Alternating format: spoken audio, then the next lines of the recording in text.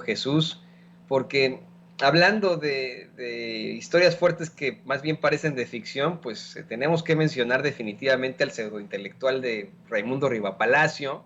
quien, según esto, publica la secuela del Culiacanazo en su columna estrictamente personal de Eje Central. Permíteme leerte un extracto, no la voy a leer completa porque este señor da una hueva impresionante con las fakes que se inventa constantemente, ha sido cachado en la mentira varias veces, ha sido, pues vamos, enfrentado una y otra vez, ha sido exhibido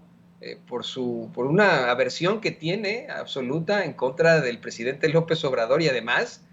pues y encabezar fake news que al final lo dejan simple y sencillamente con la cara, ¿no? Con la cara ahí que tiene. Y además, hay que decirlo con todas sus letras, era para muchos el vocero de Genaro García Luna en su momento. Bueno, pues publica esta columna Raimundo Rivapalacio. Dice, el momento que define hasta ahora el fracaso del combate al crimen organizado del presidente Andrés Manuel López Obrador es el 17 de octubre de 2019, cuya historia aún tiene varios capítulos por contarse y la consecuencia de las decisiones tomadas en Palacio Nacional aquella tarde. Aún no se alcanzan a ver en toda su dimensión porque siguen generando secuelas. La última, Ovidio Guzmán, el hijo de Joaquín El Chapo Guzmán, a quien el presidente ordenó liberar para evitar una matanza en Culiacán, pero jamás se instruyó para que fueran tras él, para capturarlo. Reapareció esta semana cuando un grupo a su mando inició una guerra contra bandas criminales rivales para quedarse con el narcomenudeo en la Ciudad de México. Y bueno, pues ya aquí da según él estos datos de los enfrentamientos que han habido. Pero yo insisto, no me atrevería yo a leer la columna completa a sabiendas de que se trata de un propagador de las noticias falsas, de la desinformación, de los fakes, un pseudo intelectual que ha pertenecido incluso a gobiernos. Él ha sido señalado de haber estado al frente de Notimex en tiempos de Salinas de Gortari, fue muy cercano, como te lo comentaba, y como tú bien sabes, querido Jesús, fue muy cercano a Genaro García Luna, es uno de los que primero que todos iban al búnker de Genaro García Luna. ¿Tú qué opinas sobre esto? Eso, ratificar lo que es lo que señalas, mi querido Toño, o sea, ¿qué credibilidad puede tener este señor Raimundo Riva Palacio,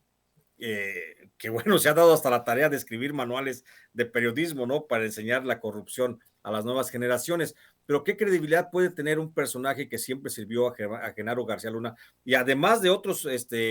servidores públicos del gobierno federal? Por supuesto que está alejado de toda posibilidad. Yo por salud mental no leo nada de lo que escribe, yo no sé cómo te atreves tú a leer esas columnas al aire, mi querido Toño, es un atentado, es una agresión a la paz pública, pero la verdad es que el solo hecho de poner atención a sus comentarios no tiene ningún sentido, Toño. Mira,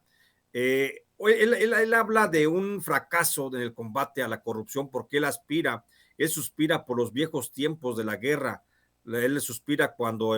la Policía Federal Preventiva llegaba y arremangaba pueblos completos y se llevaba gente detenida para presentarlos a todos inocentes como culpables y responsables y jefes, grandes jefes de los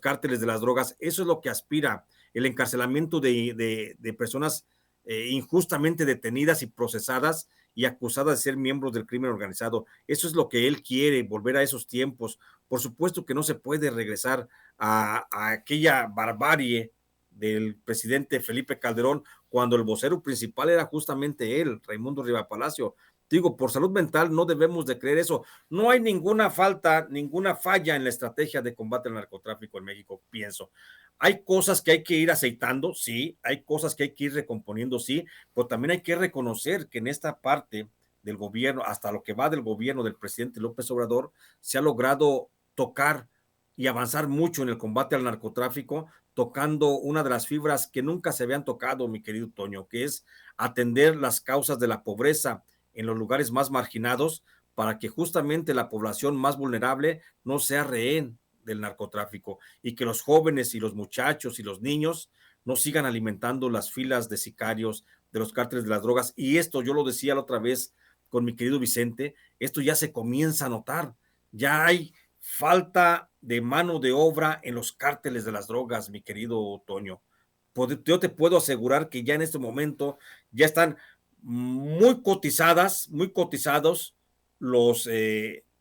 las plazas para sicarios dentro de los cárteles, porque ahora los cárteles están pagando cada vez más a gente que se quiere incluir como sicario, porque ya no es tan fácil reclutar niños, reclutar jóvenes como lo hacían con tanta facilidad.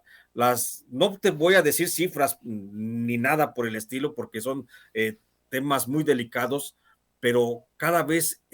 los cárteles como el Jalisco Nueva Generación, como los Templarios en Michoacán, como la familia michoacana, como los Beltrán Leiva en Morelos o en la zona de Guerrero, cada vez ofrecen más cantidades de dinero a quienes se quieran incluir en los cárteles, porque cada vez es más gente que dice, espérame, yo ya no quiero irme de sicario porque yo ya tengo una beca para estudiar, yo ya tengo un trabajo sembrando vidas, plantando árboles frutales en mi comunidad y aunque sea poco, lo prefiero para vivir tranquilamente, yo ya tengo fertilizante para sembrar mis tierras. O sea, hay mucha gente que con esos programas que son tan criticados del gobierno federal y que dicen que son dádivas y que es fomentar la flojera y que, ya sabes, el discurso de los neoliberales está dando resultado, mi querido Toño. Hoy cada vez es más difícil que las células criminales lleguen a una localidad y ya no es como antes que se apiñaban los muchachos en torno a las camionetas para decir, hey, dame chamba, yo quiero trabajar, yo quiero irme contigo, dame una pistola y soy tu sicario. Ya no es como antes, Toño. Antes me tocó ver esas escenas dolorosísimas, por supuesto, de muchachos apiñados en torno a las camionetas del narcotráfico pidiendo trabajo. Hoy no, hoy es más difícil, cada vez es más difícil que la gente, que los muchachos, los jóvenes, los niños de las comunidades se puedan incluir en el narcotráfico y esto es parte de la estrategia del gobierno del presidente López Obrador para combatir el narcotráfico. Es cierto, falta ir y dirigir la acción de inteligencia, porque también hay algunas fallas, y hay que decirlo, en el Centro Nacional de Inteligencia, también hay muchas fallas todavía de investigación respecto a la movilización de los grandes capos, pero se está avanzando en lo fundamental y sobre todo se está evitando que cada vez más niños se puedan incluir al narcotráfico y eso es producto de esta campaña. No es cierto que esté fallando la estrategia contra el narcotráfico. Está yendo lenta porque es una campaña y es una estrategia a muy largo plazo que seguramente no se va a completar al término de este sexenio y que se tendrá que continuar en el próximo sexenio, sin duda alguna. Próximo presidente o próxima presidenta que tenga México tendrá que continuar con esta estrategia del presidente López Obrador. Pero hoy, mi querido Toño, yo te puedo asegurar que es cada vez más difícil para los jefes del narcotráfico conseguir este tipo de jóvenes que están queriéndose incluir al narcotráfico. Eso me da mucho gusto escuchar, querido Jesús. De verdad, que de ti venga esta situación de un periodista de investigación, un periodista que ha hecho una serie de revelaciones fuertes, un periodista de a pie. Me da mucho gusto escuchar que poco a poco, pero va cambiando la intención de los jóvenes. Yo siempre lo he dicho, es una situación generacional en todo caso. Y fíjate, ayer presentábamos aquí en Sin Censura un reportaje que hizo Vicente Serrano en Cerro Verde, Oaxaca, una de las comunidades a las que desafortunadamente tuvieron que regresar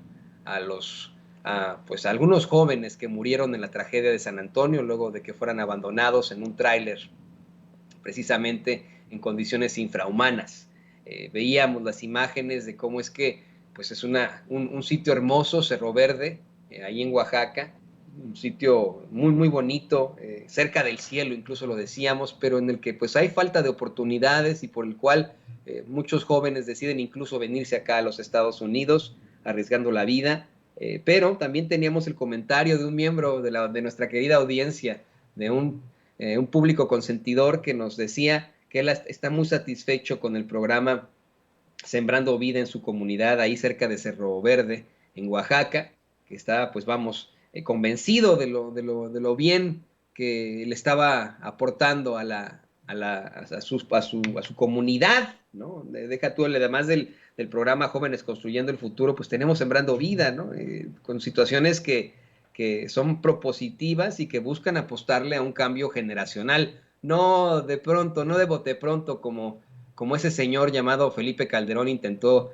al declararle supuestamente la guerra al crimen organizado, bueno, algunos miembros del crimen organizado, ¿no? Esa sí es la realidad. Y fíjate, le voy a pedir a don David que